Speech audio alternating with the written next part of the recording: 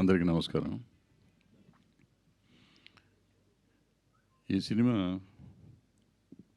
తీయాలనుకోలేదు. ఏదో సినిమా తీద్దామని ఒక కథ అనుకుని జగపతి బాబు గారి దగ్గరికి వెళ్ళాం. వెళ్తే అది ఓకే అన్నారు. అన్నీ అయిపోయినాక ఎందుకో కొన్ని పరిస్థితుల్లో అది వదిలేసాం.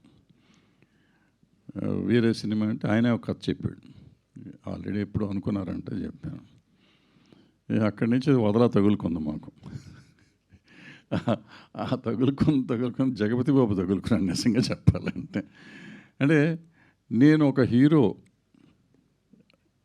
ఇలా పని చేయగలడు. ఎందుకంటే నాకు తెలిసే ఈ సినిమాకి దగ్గర ఆయన పని చేసిన రోజులు పక్కన పెట్టండి, షూటింగ్ చేసిన రోజులు కాకుండా మినిమం ఒక 60 to 70 days ఆయన ఈ స్క్రిప్ట్ అని కానీ అది అని కానీ ఎడిటింగ్ అని కానీ.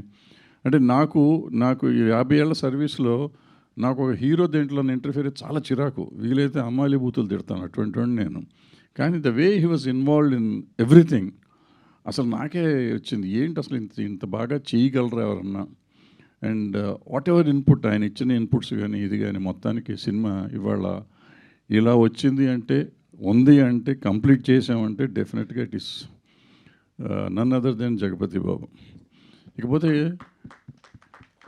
ఈ క్వాలిటీకి వచ్చేటప్పటికి ఆ దుర్మార్గుడు చోట ఉన్నాడు కదా, అతను అసలు ఏం చేశాడో తెలియదు. అది ఏం చేస్తున్నాడో తెలియదు. అక్కడ చూస్తున్నాడు, షూటింగ్ ఉన్నాను కానీ నేను ఏదో తీస్తున్నాడు ఏదో చేస్తున్నాడు అనుకున్నాను. అవుట్పుట్ ఇక్కడికి వచ్చినాక ఎడిటింగ్లో చూస్తే అసలు నాకు మర్చిపోయింది. 50 ఏళ్ల సర్వీస్లో అంటే నేను చేసిన సినిమాల్లో బయట సినిమాల్లో కూడా డెఫినెట్గా అద్భుతమైన క్వాలిటీ ఇచ్చాడు.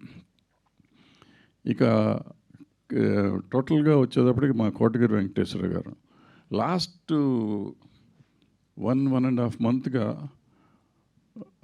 జగపతి బాబు గారు కానీ మా ఎడిటర్ కోటగిరి వెంకటేశ్వర కానీ చోటా గారు కానీ వీళ్ళు నిద్రపోవాలా, నన్ను నిద్రపోనేవాళ్ళ వాళ్ళు చేస్తూనే ఉన్నారు.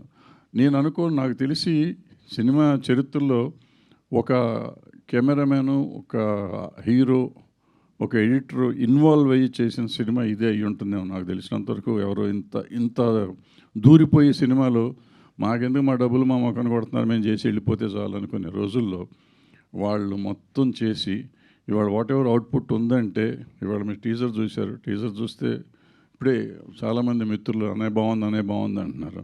ఆ మాత్రం ఈ స్టేజ్కి తీసుకురాగలిగామంటే కేవలం ఈ జగపతి బాబు గారు, చోటా గారు, కోటగిరి వెంకటేశ్వర గారు వాళ్ళే. ప్లస్ అఫ్కోర్స్ మొత్తం టీం అంతా చాలా పనిచేసింది అందరూ అనుకోండి. ఇందాక మా సార్ చెప్పినట్టు మా సత్యగాడు వాడు, ఇక ఈ లయ, హృతిక ఈ చిన్నపిల్ల ఏమి చేస్తుంది అనుకున్నాను. నాకు ఈ 2 నెలల నుంచి కళ్ళలో కూడా ఆమె వస్తాను. భయపెట్టేసింది సినిమాలో, ఒక వణుకు తెప్పించేస్తుంది. ఈ పిల్ల అమాయకంగా చిరునవ్వుతో ఉండే పిల్ల ఈ భయం ఎట్ట పెడుతుందో అర్థం కాలేదు. నేను మన ఫోన్ చేసి ఎందుకు మనం ఇట్ట భయపెడుతున్నావు జనాన్ని.